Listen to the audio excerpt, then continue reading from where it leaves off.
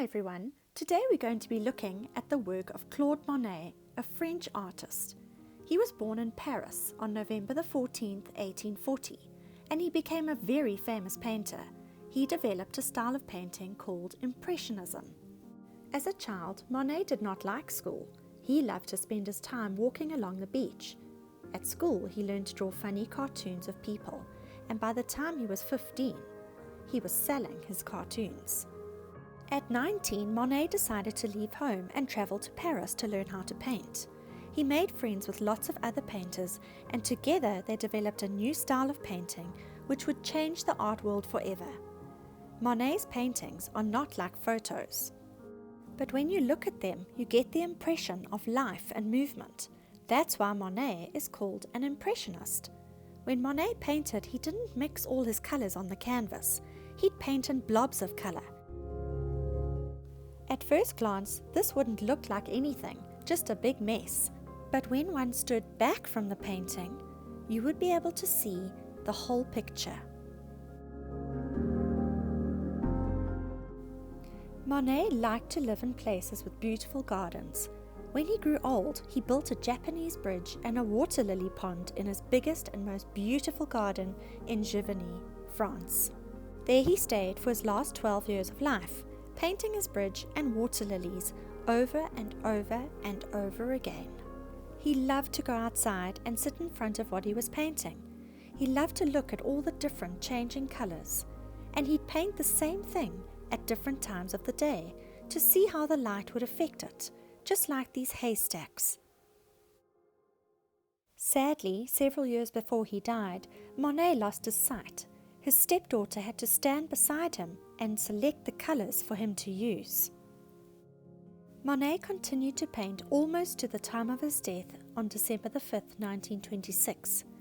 His work influenced many of the artists who came later, including Vincent van Gogh. Today's lesson is based on and inspired by Monet's Water Lily series. As I've already mentioned, he painted the pond at his house many times, over and over again, at different times of the day. Look at all the beautiful different shades of blues and greens and cool colors that he experimented and painted with. We are going to be making our own paper plate pond. For today's project, you're going to need a paper plate, some kitchen towel, watercolor paints, glue, scissors, and a pencil.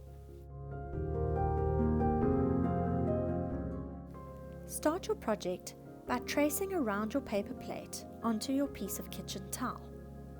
Once you've done that, then cut out the circle that you've just traced. This is going to be what we're painting on today.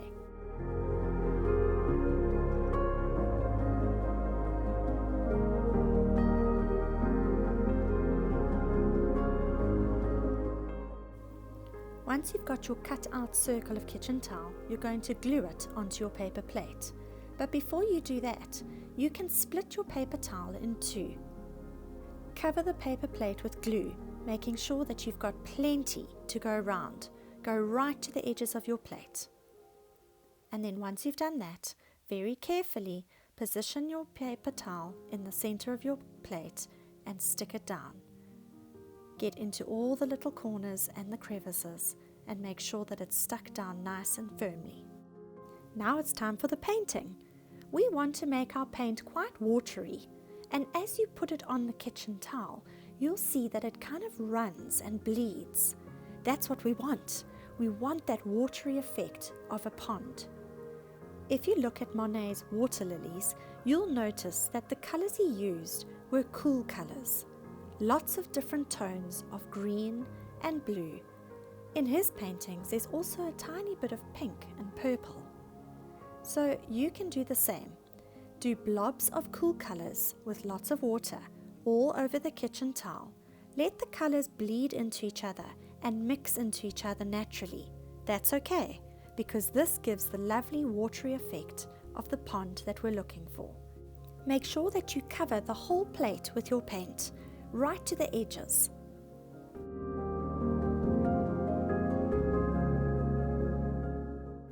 While your paper plate is drying, we're going to start working on our lily pads. Now for this you're going to need a piece of white paper or cardboard and some oil pastels. You're only going to be using shades of green and maybe a bit of yellow to do your water lily pads. The shape of the water lily pads is oval or round, so you can do a mixture. You can do some big and some small. Draw your oval or your circle and then put about 4 or 5 different lines from the middle out to the sides.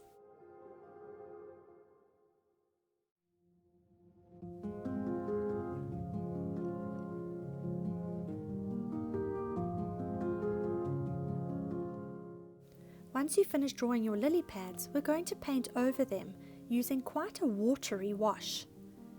Use different shades of green and do a light wash over each of your lily pads. Once again, try to use different shades of green. Try to make some of your greens more yellowy. Make some of your greens darker. Play around with different shades of green and see what you can make. If you paint and your paint comes out too dark, just add a little bit more water to it, and you'll soon see that the oil pastel shows up quite nicely. Once they're dry, you can cut them out and put them to one side. It's now time to assemble our lily pond. Your plate should be dry by now, so once it's dry, you're going to stick your lily pads onto your paper plate. If you want to, you can overlap some of them, because you want to create the illusion of a lily pond, just like Monet did in his paintings.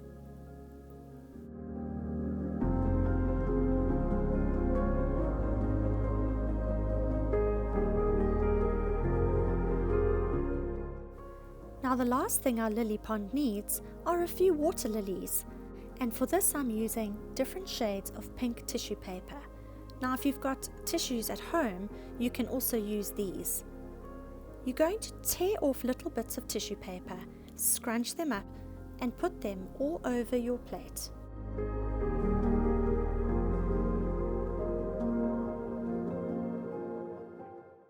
You can mix 2 shades of pink together if you like. You can mix dark pink with light pink, overlap the two like a cross, pinch them in the middle, and twist to create a beautiful water lily. Then add some glue to the bottom and stick it onto your plate. Remember, you want some big and some small to give the illusion that you're looking into the pond and that some water lilies are closer to you and others are further away in the distance. Keep going with your water lilies until you feel that you've got enough.